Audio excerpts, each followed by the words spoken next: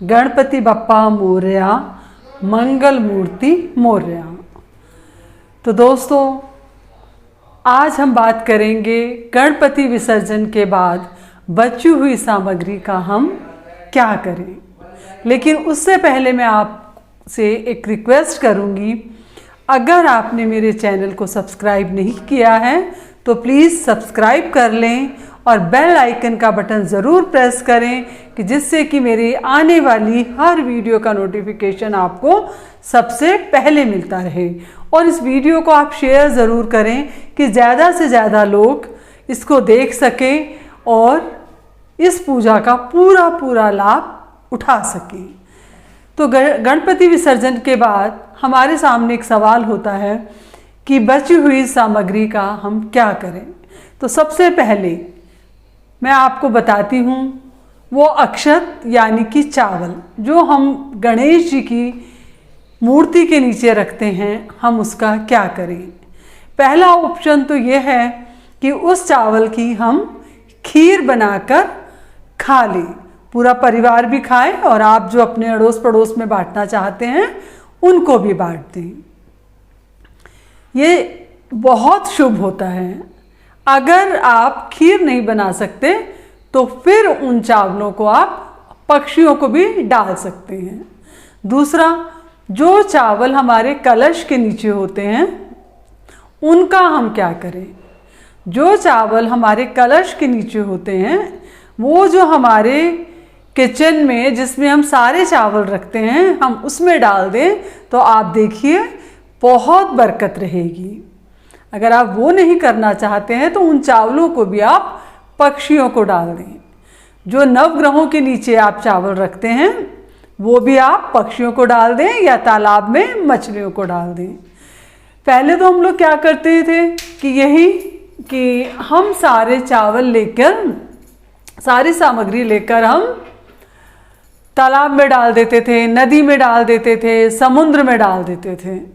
तो अभी जब हम घर पर ही विसर्जन कर रहे होते हैं तो पहला काम हम क्या करेंगे, कोशिश करें, ये मतलब कंपलसरी नहीं है, आप एक नया गमला लें और उसमें मिट्टी डाल लें, साफ मिट्टी उसमें डाल लें। मिट्टी तो हमेशा ही पवित्र होती है, तो वो मिट्टी आप उस गमले में डाल लें।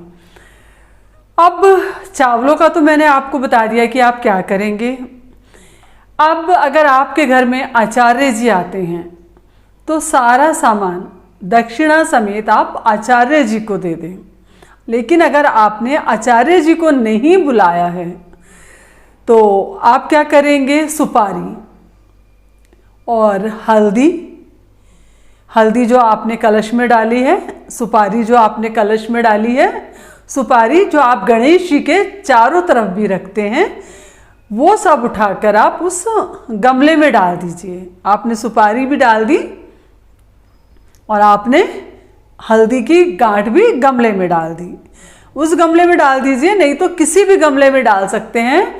तुलसी जी के गमले को छोड़ के आप किसी भी गमले में इस सामग्री को डाल सकते हैं, क्योंकि गणेश पूजा में तुलसी का प्रयोग करना वर्जित है, मना है। तो आप तुलसी जी के पौधे में कोई भी चीज़ गणेश जी की पूजा की नहीं डालेंगे।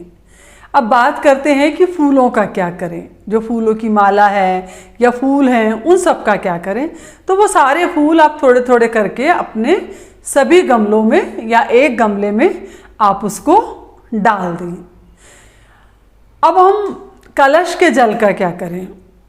कलश के जल को आप लें और फूल की सहायता से घर के मेन गेट से शुरू करें और हर कमरे में, किचन में डालें, बेडरूम में डालें, ड्राइंग रूम में डालें, बच्चों के रूम में डालें, छत पर डालें, अपनी गैलरी में डालें, बालकनी में डालें। तो पूरे घर में आपको उसका छिड़काव करना है और जो जल बच जाता है उसको आप गमले में डाल देंगे।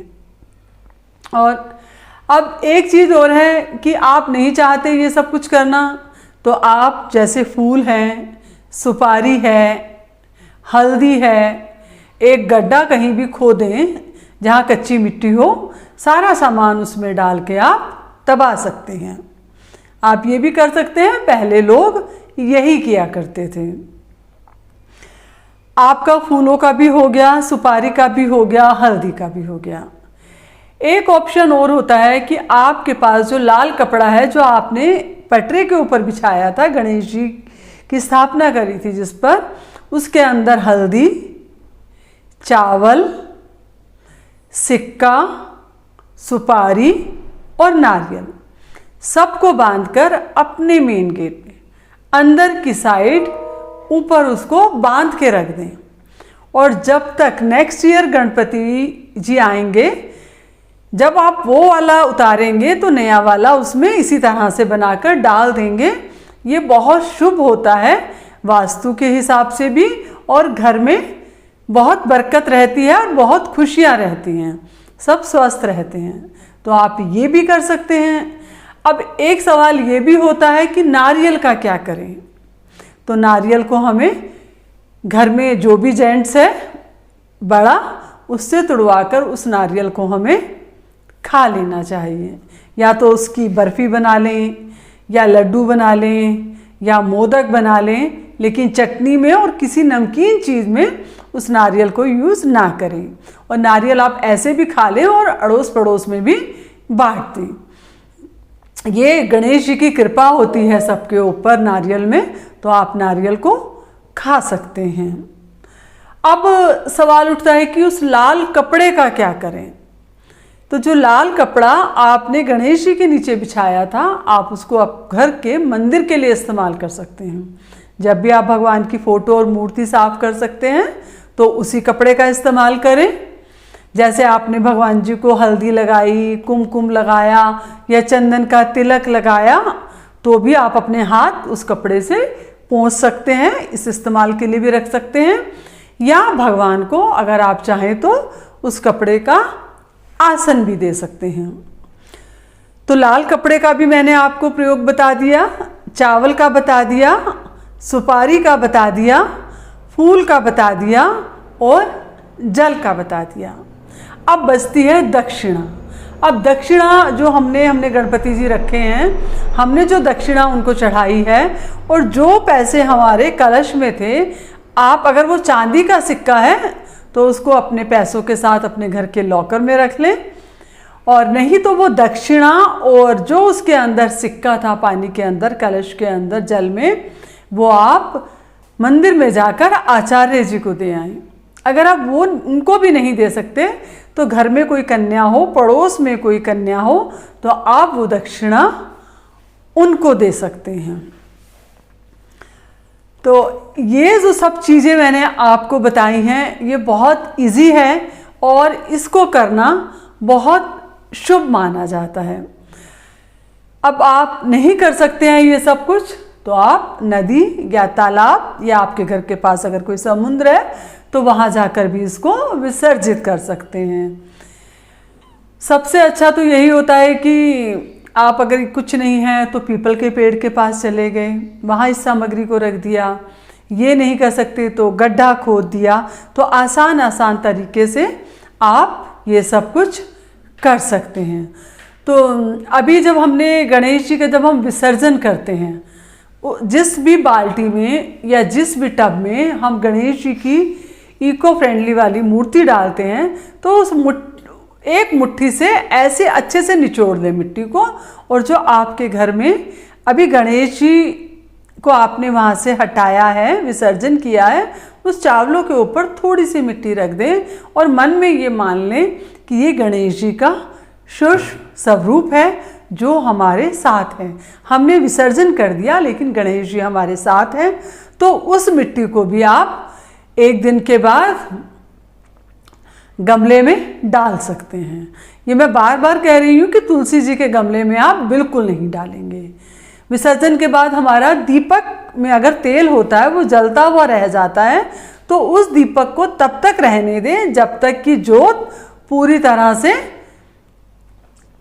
ना जल जाए। तो आप जोत को जलने दीजिए और खुशी खुशी गणपति जी के आने की तैयारी कीजिए।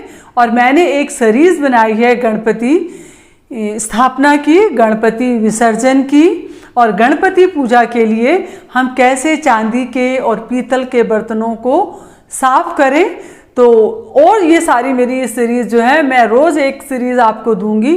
तो प्लीज़ मेरी वीडियो को लाइक करें, शेयर करें, सब्सक्राइब करें और बेल आइकन का बटन ज़रूर प्रेस करें। तो मिलते हैं नेक्स्ट वीडियो में। गणपति बप्पा मोरया, मंगल मूर्ति मोरया।